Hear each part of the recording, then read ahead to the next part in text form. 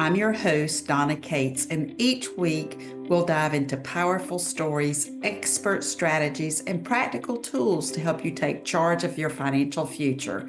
Whether you're planning for retirement, navigating a divorce, or simply looking to build your wealth with confidence, this is your space to grow, learn, and thrive.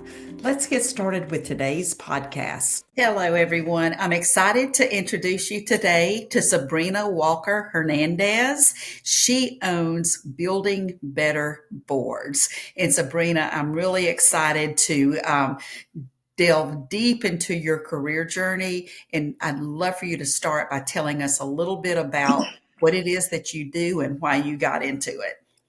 Well, again, my company name is Building Better Boards. And what I do is I transform high level potential into extraordinary performance. And I work directly with CEOs and board of directors, both in the nonprofit and the corporate space, to build dream teams that are aligned, engaged, and have real impact. And I specialize in leadership development, board engagement, and fundraising strategies. And that's whether I'm dealing in providing a keynote or facilitating a board retreat or coaching an executive team. My mission is really simple, and my mission is to help leaders lead with clarity, purpose, and excellence. Leaders lead with clarity, purpose, and excellence. I'm Yes. typing that out. That's good. Okay.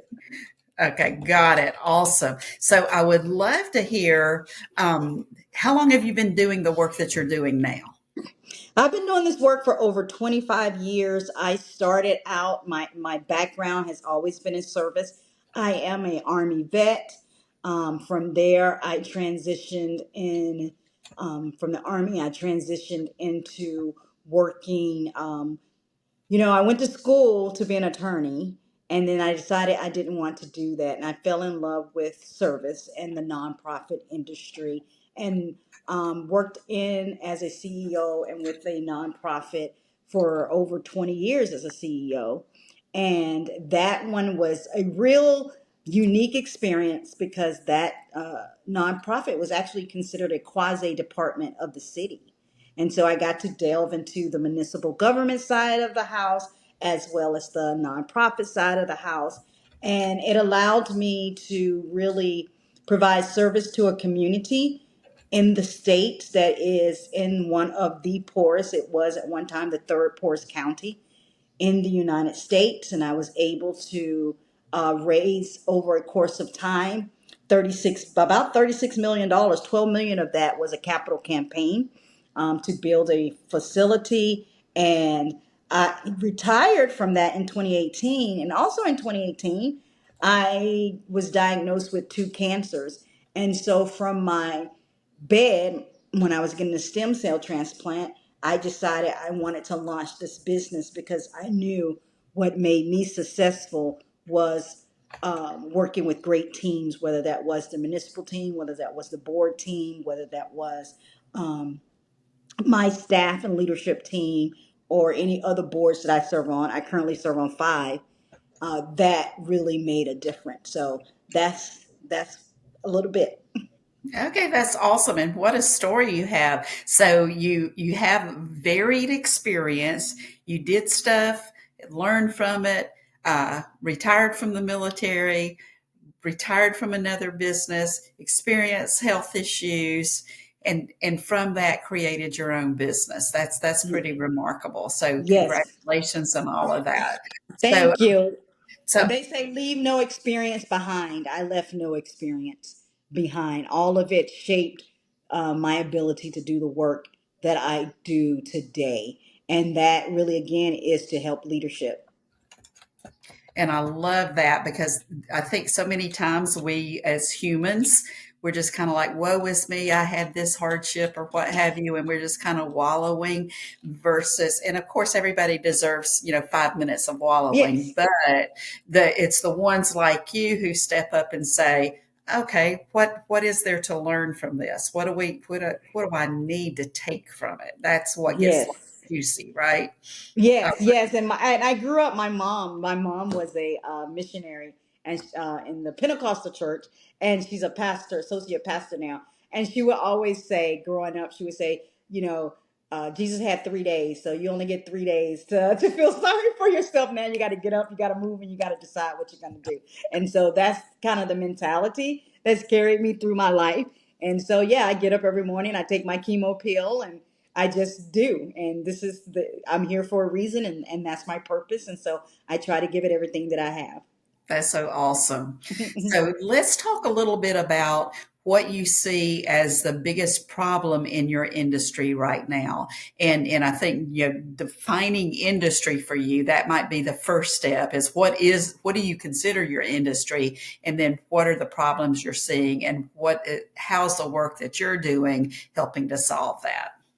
Well, the industry, I work across the industry, and that is what makes me able to do this. Like, I've worked with municipal governments and city council, board of directors, both corporate and nonprofit. And so I really consider the industry really around leadership and performative board and leadership to more, you know, high functioning leadership teams.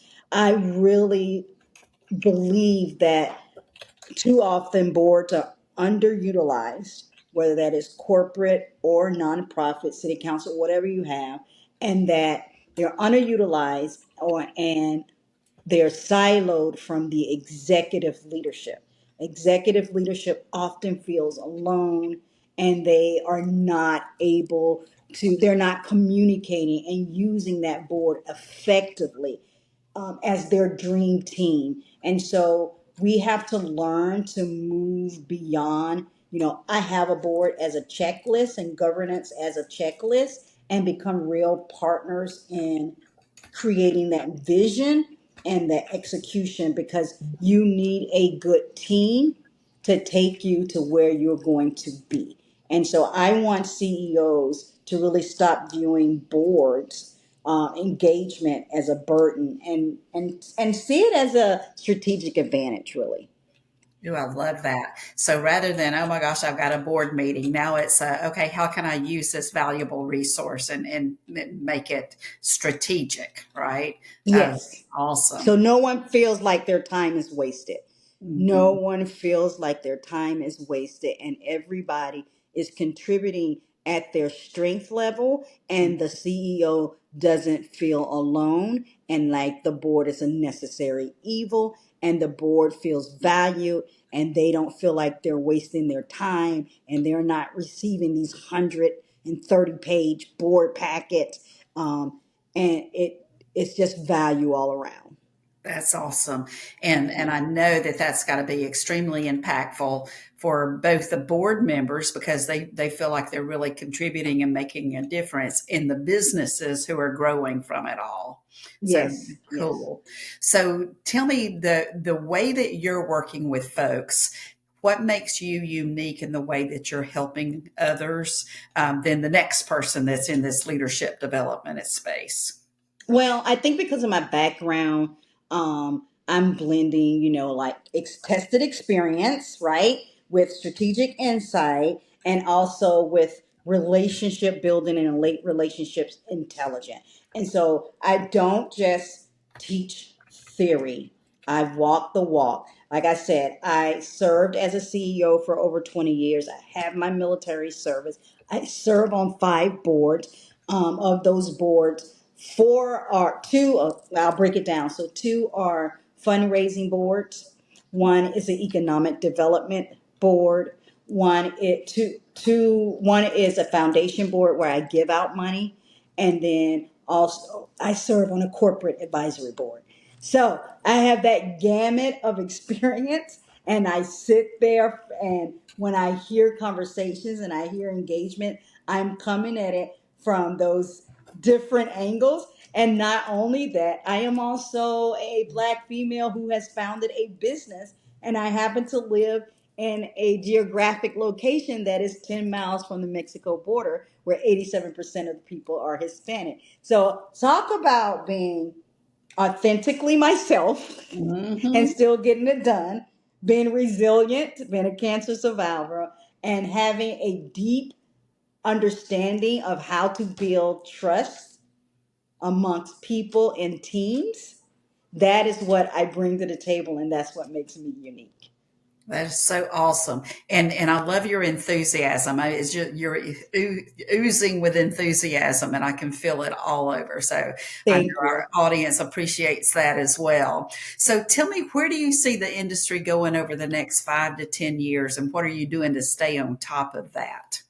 Well, I think the industry is really going into, it's difficult because we are in such a advanced stage of AI, and I think that sometimes people think that AI is going to take over or be the answer to everything, but that you're still going to need that human component, Oh yeah, and we can't forget that. And so you can't completely rely on AI. It is going to be a tool, and it should be a tool that you embrace. mhm, But in embracing that tool, that does not mean you do not work on your leadership skill, because at the end of the day, it is going to be the trust. It is going to be courage. It is going to be all of those emotional, intelligent avenues that is going to allow you to get to the next level. got it, got it. Yeah, and that's the thing is, everybody's got different opinions about AI, but I'm with you. It's going to be a very huge resource to us. It might save us a lot of time, all of the things, but it's definitely not ever going to be able to replace that human compassion, courageousness. Yeah. All the trust building, like you were Yep. saying, all of that's just vital, and AI can't do that. So No. they're still going to need us, aren't they? Yeah, they're still going to need us no matter how you train. The AI is not going to work. It's going to sound really pretty coming across email or coming across a social post, but when you meet that person and have that authentic connection, they're going to have that emotional intelligence, or it's not going to match, right? And you're Right. not going to be able to accomplish the things that you need to get done with that human component. That's awesome. So, and I know you've already shared, some personal experiences with us, but I would love for you to tell us what's the biggest challenge that you faced this far in your life, whether it's personally or professionally, and how is that shaping the way you do business today? Ooh, the biggest challenge. Well, I guess it is having learning how to pivot, right? And I think we all know how to do that since the pandemic. We've all had to do that. But really going from one career to the and exiting out of that career, and then going into an illness, it really causes you to look and examine how you want to spend your remaining time and how you want to share your talents with the world. And so I think that with that, having that ability to look at situations and being able to pivot and being mindful of that pivot is a great thing. And it was initially challenging for me. And I have come to the realization that, and then a lot of people hate that word pivot, pivot, pivot. It sounds like such a cliche word, Mm, right? I love it. But it is a skill set, and for some of us it is harder to do than others. And if you are able to embrace the challenge of a pivot, whether it is a global pandemic, or an illness, or family situation, because I'm an empty nester, all of those things have allowed me to face challenges, build resilience, be bold, and just be very mindful of the time that I have. Right. And I think one thing that I'm clearly hearing is that we all do what we have to do. right? A lot of times it's kind of like with COVID. It's the first time I ever sat and did this kind of meeting. I had never done this before. And then the next thing you knew, I'm having that Zoom, what? Microsoft Yep. Teams? Oh my God, right? Nobody asked me if I wanted to do that. I had to do that to stay in Yep. business, right? So Yep. I think a lot of times we do what we have to do, but to have a different perspective of when life happens and taking advantage of the pivot, Yes. right? It's Yes. kind of how we frame it. It's like Yes. it can be horrible. Well, yeah, it does kind of suck, but this is what I'm going to do with it, right? This is what I'm going to do with it. Exactly. You exactly. Thank you for restating that in that way, because that's exactly what happened. I remember. I'm with you. I had probably just Skyped once Sky. before. Yeah, I had Skyped once before in my entire life Mhm. before the pandemic, and that was because I was sick and they had a family reunion. And my cousin worked in corporate, and he let us use his Skype account so I could Skype in. And it was a huge deal. I had never done it before. And then I think one of the blessings or the silver lining of COVID was I launched my business in 2019 from the hospital bed, and then COVID happened. Mm. And the blessing was it allowed me to slow down a little bit and learn the business of this, learn how you work online, learn how you secure stages and build trust virtually, learn how and what social medias to focus on, learn about courses, learn about ebooks, learn about all those things. So the blessing was I had a year to learn that. And I think if not for the pandemic, I never would have slowed down to learn that, and it would have been a longer growth for my business. Right. You still could have done it. It just might have taken you longer to get there. So it's kind of Yes. like the world paused so you could Yes. have your moment. I That's what my love husband says too, because when I got out of the hospital, I had to wear masks. And I got out in January. I had the stem cell in January 2019, and I had to wear a mask, all of that time. And then all of a sudden, everybody was wearing a mask, and he was like, God just arranged it so you just wouldn't have to stand out. And I said, yeah, good looking out. that. That's good. And you said a fashion trend. You just didn't know Yeah. it, right? Oh, that's something else. Well, let me shift gears again, and I'm going to ask you Mhm. this. If you could have lunch with any person, living or deceased, who would that be and why? Oh, that is such a hard question. It's always a hard question for me. Living or, well, my head tells me Jesus because he can answer all questions, Hmm. but my heart tells me my grandma. Uh, well, tell me a little bit more about both of those. So your head's going with Jesus, and your heart's Yes, going with Grandma. because Jesus is logical. Okay. Jesus is very logical. He knows all. I can ask him all the questions.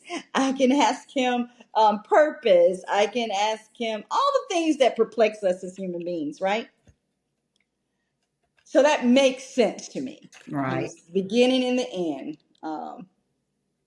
Logically, it makes sense. But my heart says if I could just have one more moment with my grandma, Mm, mm, that's what I would want to do. mm, mm. So, That would be an awesome moment, I'm sure. yes, Hmm. yes, it would be. Awesome.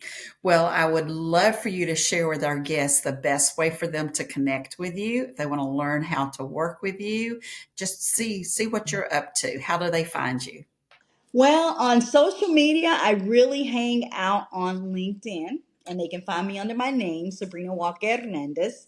And then if you want to know about my services, you just go to my website at www.buildingbetterboards.com. Simple enough. I like it when it's Yes. simple. Okay, Yes. awesome. Well, you've been a fabulous guest. We certainly appreciate you being here today and sharing your wisdom and your humor and your energy with us. So thank you. Thank you. You're welcome. I hope today's conversation left you feeling inspired, informed, and ready to take the next step in your financial journey. Remember, building wealth isn't just about money, it's also about creating a life that aligns with your goals and values. If you found this episode valuable, please subscribe, leave a review, and share it with the women in your life who deserve financial empowerment too. Until next time, stay confident, stay empowered, and keep building the life you desire.